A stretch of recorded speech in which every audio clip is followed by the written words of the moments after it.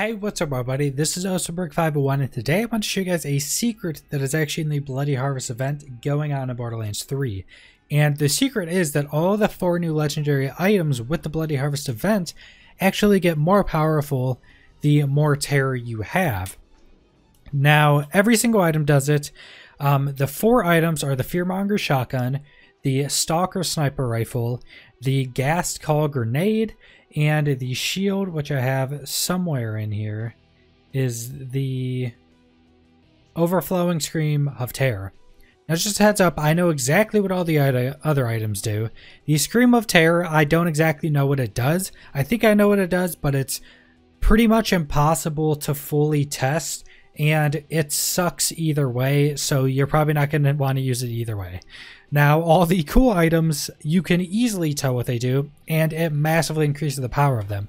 So I'm going to be using a trainer, which you can use on PC, which is basically a mod for Borderlands 3 that you can just start up and turn on if you want to. And we're going to be using slow motion, so you can actually slow motion the game, which is super helpful for this. It would be absolutely terrible if you want to do anything else in the game. But the first item we're going to test is the Fearmonger, which baseline shoots 4 pellets. You can actually get ×8 as different rolls, different prefixes, but ×4 are much easier to test. And how we're going to be applying terror to ourselves is on certain items. You can get an anointed effect. I think on every item you can actually get this. It applies terror to yourself on action skill end. If you don't know, on Amara, if you use like a phase grasp and not hit any enemy, it resets phase grasp, but it still has the effect, which it gives you terror. So the normal shot, which you saw before I stupidly did the effect of terror without showing you guys, this item, the Fearmonger, actually shoots ×4. So to shoot ×4 into the wall, and this shoots sticky explosives and blow up. So we're going to wait once you get to max stacks, which terror goes up 3 times. We're actually at max right now. And you'll see shooting this, it's actually shooting 7 different little explosives. And they're also not as accurate for whatever reason. But as you can see, it's shooting 7 against the wall right now, which is because we get 1 extra for every stack of terror we have. So instead of 4 shots, we're shooting 7, which is almost a double damage increase. But that's a ridiculously high damage increase because all those extra shots will do the same amount of damage as a normal shot of, or I guess a fourth of a normal shot. So to do the same damage as 1 sticky. And I'll actually turn off the slow motion so we can get the terror away. So you can see that there's ×4 baseline. So as you can see, it's still shooting 7. You can see 7 right there. And then this is without terror. That's 4 shots, 4 explosives. So that is a massive damage increase with the terror and just shoots a bunch of extra sticky explosives, which will also synergize, say, with Moe's Means of Destruction, which when you do splash damage, it has a chance to give you ammo and grenades back. That'll also synergize with that because it's just extra, sticky explosives. So just a massive damage increase on that. And that's just what it does. I'm not exactly certain how it's going to work with a ×8. I don't have a ×8 on this. And basically how a ×8 works with the Fearmonger is it doesn't show the extra shots because of how the gun shoots. So the ×8 would still show the 4 shots like that, but every one of those, I guess it would technically be 2, but they would be stacked directly on top of each other. So if you had a ×8, all of these would just blow up twice basically. I'm assuming it would still shoot 3 extra, just those 3 extra would also be stacked, so it would technically be ×6 extra, which would be incredibly massive. That would probably make a ×8 Fearmonger one of the strongest just pure damage weapons in the game, because the Fearmonger is also already pretty good, but it would probably make it one of the best just having it do what, ×8 + 6. So just a ridiculous amount of damage in a single shot with max fear. So, or max terror, I guess. Next, we're going to try the Stalker, which the Stalker is a burst shot sniper. You can see it right there. It's 3 shots, burst shot sniper. The special on the Stalker is a bit weird. So you have it as this scope is vertical, and it does a vertical recoil. If you do this, which is the longer range scope, it actually does, it's supposed to do horizontal recoil, which you can't really tell that much at all when you're shooting it. The horizontal it's slightly more horizontal, even though it still goes vertical a little bit. So it's a bit weird on how it works, but it is a good sniper, a decent sniper in itself. It does use a lot of ammo, and as you'll see, I'm using it when I shoot. It consumes 2 ammo a shot, so it goes to 38 to 32 using 6 ammo. Now we're going to get our tear up quicker without the slow motion for a second. So let us get our tear up, and basically what it's going to do, it's going to double its shots. So that should be good. Let's use slow motion. So as you saw before, it was a burst shot, 3 rounds. Now if we shoot it, every shot does 6 rounds. It actually doesn't show the shots on this wall, but every shot, you can see every shot, you can see it there, 3, 3, and then 3 somewhere else over there. So it doubles the shots of this. It's a 3-round burst normally, but now every burst shoots 3 rounds instead of 1, which is another just massive damage increase. You can see it pretty clearly with the slow motion that it shoots, because we have 3 stacks of terror. Every shot in the burst adds another round for how many stacks of terror you have. So it goes from 3 to 9, which is completely ridiculous. This is actually going to make this sniper probably really good. And as you can also see, it's shooting 9 rounds now, but it's still using the same amount of ammo. So it's not increasing your ammo. So I could easily see with this sniper, with the ammo regen anointed buff that we have now, with Maximum Terror, this sniper is probably going to be a beast. 9 rounds, and it already does good damage and freezes really quickly. As you can see, 9 rounds for the same amount of shots. So it's actually shooting out more bullets and it's taking ammo now, which is ridiculous. And with how fast this sniper shoots, like, it shoots decently quickly, but it's also bursts. So with the ammo regen, which is a percentage of the magazine, the new anointed ammo regen when you have terror on you, it's a percentage of the magazine. So you're going to be able to use this thing quite a lot, especially with how much damage it's going to put out with those 9 shots. This thing I definitely think is going to be a really good sniper.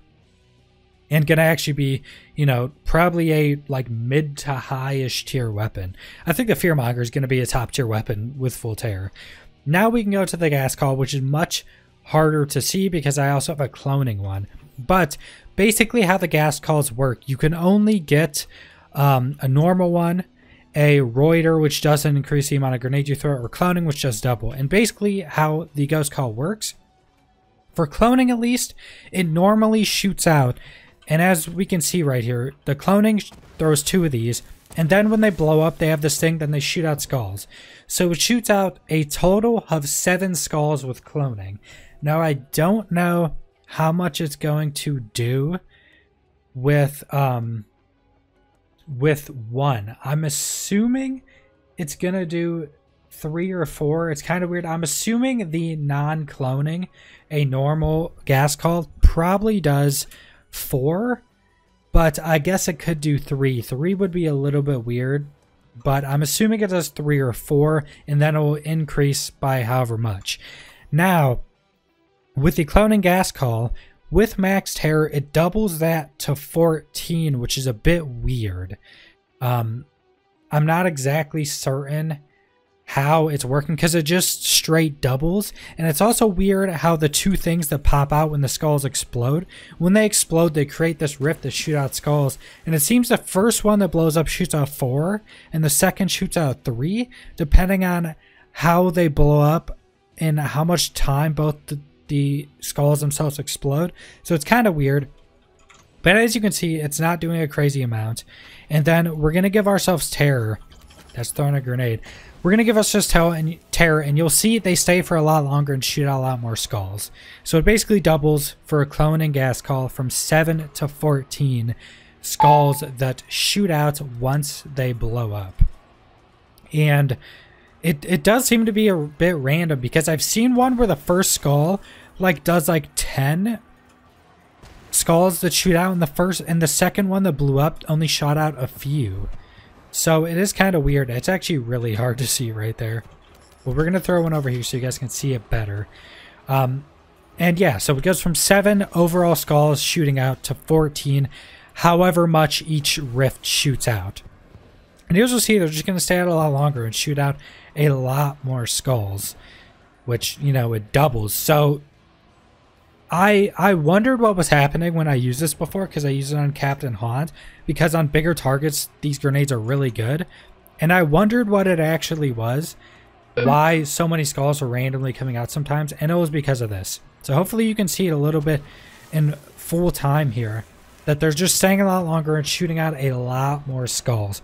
So this is just doubling the damage of these when you have max terror. It's a little harder to see, but you know, you can slow down the video if you want to, with me being slowed down, and count them all if you want to. They're you know, a bit hard to see, but you can see them, and that's what it does, which is absolutely massive. The Clone and Ghost Call, Gas Call, I keep wanting to say Ghost because it just makes more sense to me, but that goes from being a really strong grenade to, and me even considering it being one of the strongest grenades, to being absolutely ridiculous as a grenade. And that's also the reason I think this isn't going to get nerfed, because it has the 7 Ghost Calls. I would say is a good top tier-ish grenade, maybe a little bit lower on the top tier of grenades, maybe, you know, third best or something like that. Not exactly top, but still really good.